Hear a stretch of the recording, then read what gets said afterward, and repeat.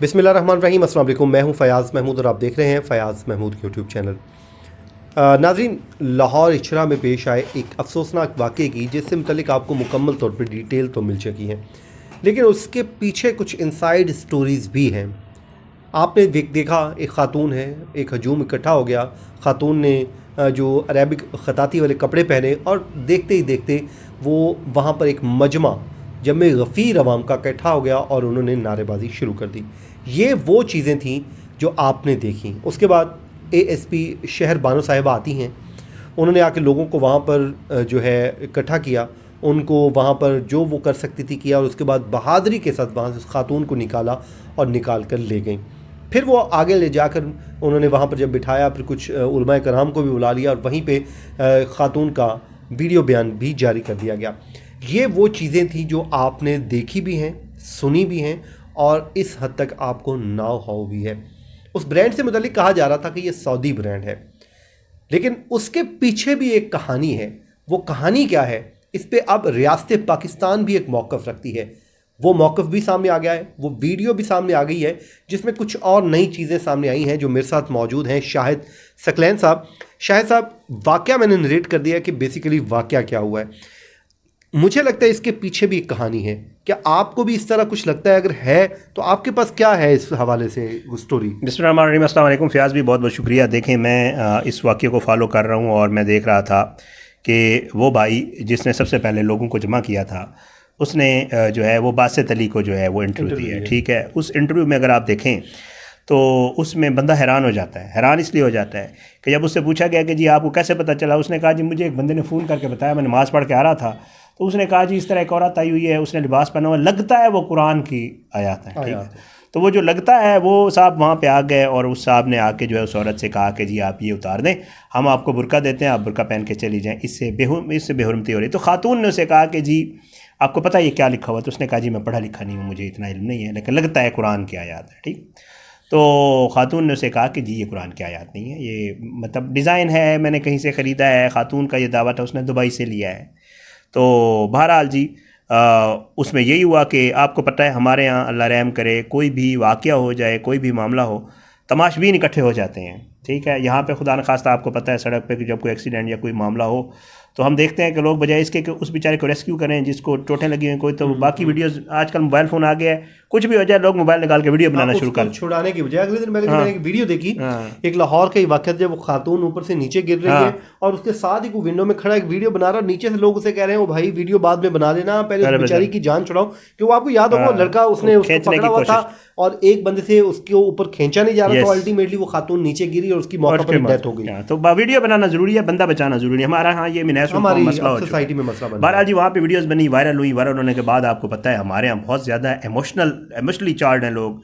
अच्छा, लोगों को इल्म भी नहीं है, ज़ाहिर है उनको जो कुछ कहा जाता है उसी पे चलते हैं। नारेबाजी शुरू हो गई वहाँ पे, वो जैसे नारे लगते हैं आपको पता है, और वो जान के दर पे हो गए उस खातून के। हैट्स ऑफ टू बहरहाल पुलिस ने, शहर बानो नकवी साहिबा आई आपने देखा और उन्होंने उसको रेस्क्यू किया। अब मामला ये है, दो चीज़ें इसमें मैं ज़रूर कहूँगा। एक तो ज़ाहिर है इसके ऊपर रियासत का मौक़िफ़ आ गया था। शफी साहब, हम अपने ज़बानी कुछ कहें तो क्योंकि हमें तो इतना इल्म नहीं है चीज़ों का, ज़ाहिर है वो कहना अच्छा भी नहीं है, सेंसिटिव मामला है। हम तो इस पे हमने राय भी अपनी नहीं है, इसलिए हम सिर्फ इसको नरेट कर रहे हैं, रिपोर्ट कर रहे हैं। अच्छा, उसमें ताहिर शरीफी साहब का जो बयान आया है वो मैंने अपनी वीडियो में भी सुनाया है। उन्होंने बाकायदा तौर पर कहा है कि जी मैं तो ये समझता हूँ कि रियासत पाकिस्तान उन लोगों के खिलाफ एक्शन ले जिन्होंने ये इकट्ठे हुए और जिन्होंने इस औरत को ज़दोकोब किया है।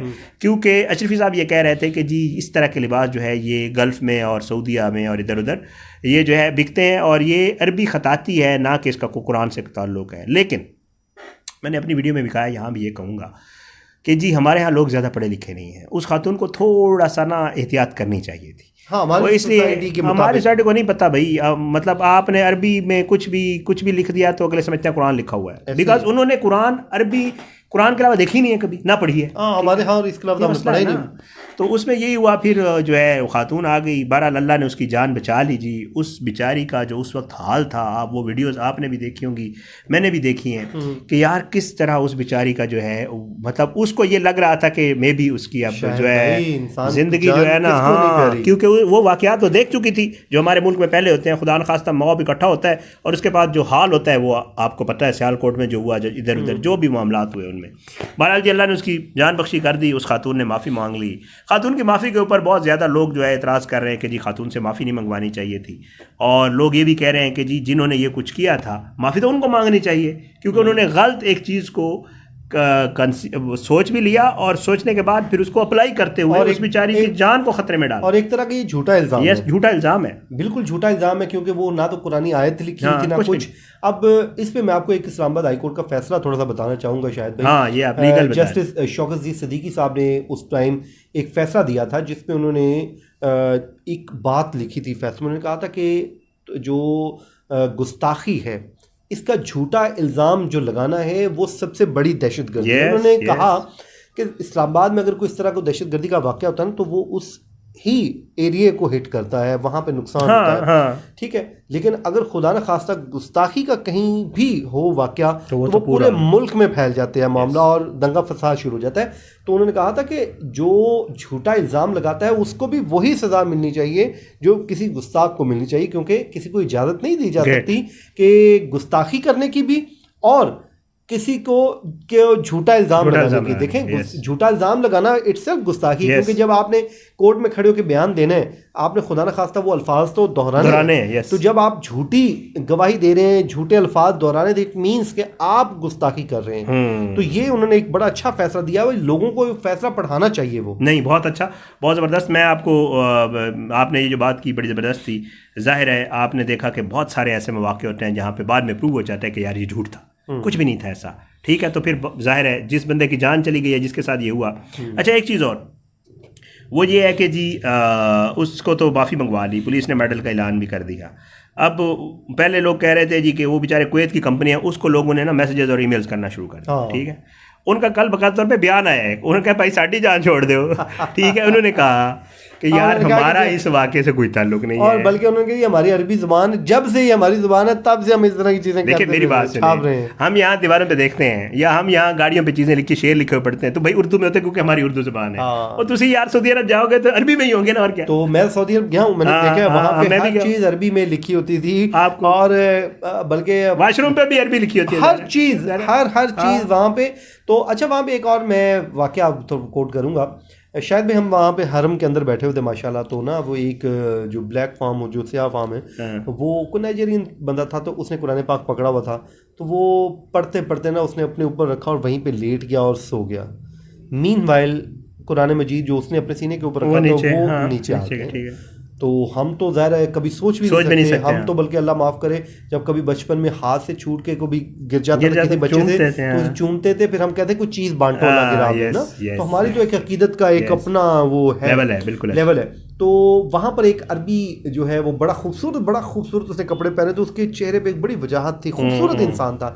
اس نے جب دیکھا نا تو وہ آیا اور اس نے آ کے قرآن مجید کو اٹھا کے اور اس نے اونچی جگہ پر رکھ دیا. تو مجھے وہ بڑا اچھا لگا. ہم دیکھ رہے تھے ادھر سے دور سے بیٹھے ہوئے کہ اب اس شخص نے آ کے اس کے اوپر کوئی جو ہے کوئی دعویٰ نہیں بولا, بلکہ اسے ہی پتا تھا کہ یار اس نے رکھا ہوا تھا اپنے پاس, تو اس نے اٹھا کے اوپر رکھ دیا. تو بڑا دیکھیں فیاض میں آپ کو بتاؤں بڑا غلط استعمال ہو رہا ہے ان چیزوں کا, اس میں کوئی شک نہیں ہے. دیکھیں الزام لگ جاتا ہے, اس کے بعد لوگوں کو تو نہیں پتا اس نے یہ چیز کی ہے یا نہیں کی ہے. جیسے شوکت عزیز صدیقی صاحب کا آپ کا کہہ رہے تھے, میں کہتا ہوں زبردست یہ فیصلہ نا ہر جگہ سنایا جانا چاہیے, اور اس فیصلے کو ہر جگہ امپلیمنٹ بھی کرنا چاہیے کہ یار اگر خدا نخواستہ کسی کے اوپر ایسے لگ گیا ہے تو جنہوں نے کیا ہے جی وہ تو اس کی جان کو خطرے میں ڈالا. اور شاید بھائی بات رہی جب نبی پاک صلی اللہ علیہ وسلم کا معاملہ ہوتا ہے نا, تو وہ کہتے ہیں کہ جس مسلمان کے دل میں کوئی ذرہ برابر بھی ایمان ہے وہ سوچ بھی نہیں سکتا, وہ سوچ بھی نہیں سکتا. نہیں بالکل ایسی ذات مبارکہ ہے کہ بس آپ کو ہمارے پاس الفاظ ہی ختم ہو جاتے ہیں. تو ان کے لیے گستاخی تو اللہ معاف کرے, کوئی سوچ سکتا ہی نہیں ہے مسلمان. بالکل ایسے. تو بس میری تو اللہ تعالیٰ سے ہر وقت یہی دعا رہتی ہے کہ اللہ تعالیٰ ہم سب کا جو خاتمہ ہے وہ ایمان پہ. میں آپ کو ایک بات سناتا ہوں, ہم نے تھوڑا سا, میں اب تھوڑا سا آپ کو ایک لطیفہ سنا دیتا ہوں. لطیفہ کیا ہے, ایک واقعہ ہے, میں آپ کو میں اپنی ویڈیو میں بھی سنایا. ہمارے ایریا کا ایک آدمی حج پہ گیا, بیچارہ ان پڑھ تھا, بالکل ان پڑھ تھا, اکا بالکل جیسے انگوٹھا چھاپ ہوتے ہیں وہ تھا. وہ وہاں پہ گیا کھجور لینے گیا, تو اس کی نا عربی دکاندار سے کہیں گڑبڑ ہو گئی, ٹھیک ہے. اب عربی دکاندار اور اس کی اتنی تلخ کلامی ہو گئی کہ یہ بھی اس کے گالیاں دینے لگے اور عربی بھی اس کو عربی میں گالیاں دینے لگے, ٹھیک ہے. وہاں سے واپس آ گیا, لوگ ملنے جاتے ہیں, آپ کو پتہ ہے, لوگ پھر کہانیاں بھی سنتے ہیں کہ گئے تھے آپ حاجی صاحب بتائیں وہاں کیا تھا. تو لوگ اس سے جب پوچھتے تھے کہ یار حج صاحب وہاں کیا تھا تو کہتا ہے کہ جی بڑا زبردست ملک ہے اور بڑے اچھے لوگ ہیں. ملک تو اس میں کوئی شک نہیں, ہمارے لیے تو ظاہر ہے اس سے آگے تو کچھ ہے ہی نہیں. تو کہتے ہیں کہ جی لوگوں نے سے کہا کیا ہوا, کہتا ہے جی میں اتنے اچھے لوگ ہیں, اتنے بہترین لوگ ہیں, میری لڑائی ہوئی دکاندار سے, میں اس کو گالیاں دے سے قرآن سنا رہا تھا مجھے. ٹھیک ہے, یہ واقعہ یہی ہے, مطلب آل دو یہ ایک مطلب مثال ہے یا لیکن آپ خود سوچیں باقی یار بالکل آپ نے ٹھیک کہا, اور لوگوں کو بھی تھوڑا سا شعور پہ احتیاط ہونا چاہیے. عورت کو بھی احتیاط کرنی چاہیے, عورت کو بھی احتیاط کرنی چاہیے تھی کہ آپ جس سوسائٹی میں کپڑے پہن رہی ہیں آپ دیکھیں کہ لوگوں کو وہاں شعور بھی ہے یا نہیں ہے. لیکن لوگوں سے میں اتنا ضرور کہوں گا کہ آپ قانون کو اپنے ہاتھ میں مت لیں. اگر خدا نہ خواستہ اللہ نہ کرے کبھی ایسا کوئی واقعہ رونما ہو تو پولیس کو فوری طور پہ انفارم کریں. آپ کی ذمہ داری پوری ہو جائے گی, روز قیامت آپ کو پوچھا نہیں جائے گا کیونکہ آپ نے اپنی ذمہ داری نبھائی ہوگی. ریاست پاکستان موجود ہے, ریاست پاکستان کے ادارے موجود ہیں, آپ ان اداروں کو رپورٹ کریں, آپ کی ذمہ داری پوری ہو جائے گی اور اس کے بعد پھر ریاست پاکستان کی رسپانسبلٹی ہوگی اور آپ پہرا دیجئے کہ ایسے لوگوں کو سزا ملنی چاہیے حقیقتاً جو اس طرح کے گھنونے جرم کرتے ہیں. لیکن اب میرے خیال میں شاید بھائی ویلاگ ہمارا بڑا نپٹاتے ہیں. مجھے اور شاہد بھائی کو دیجیے, اپنی دعاؤں میں یاد رکھیں. اللہ تعالی ہم سب کا خاتمہ جو ہے وہ ایمان پہ کرے. آمین. اللہ نگہبان.